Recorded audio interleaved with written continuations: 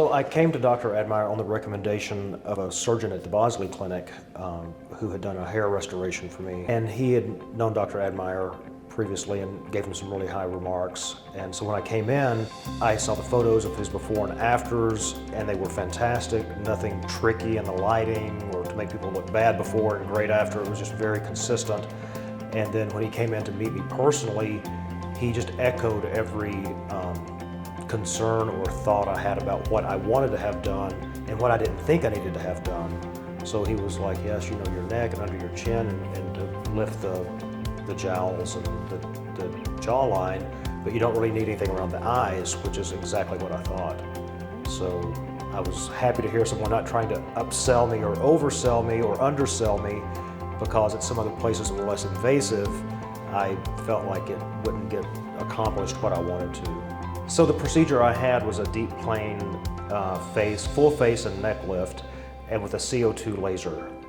So I think the CO2 laser was probably maybe more intense. At least it took more care after surgery. But the amazing thing was, and it looked pretty shocking at first, but the amazing thing was in the course, at 5 days, it looked pretty good. At 7 to 10 days, it was like nothing had happened. I was still a little swollen from the procedure, but I actually went to a coffee shop 10 days later in my neighborhood and didn't get any kind of weird looks. My background was in theater, so my career in my younger life was always tied to looks, because you got weeded in or weeded out, sometimes before you ever sang or did anything. So I always had a lot of headshots, and I've always had to look at myself under a magnifying glass, literally.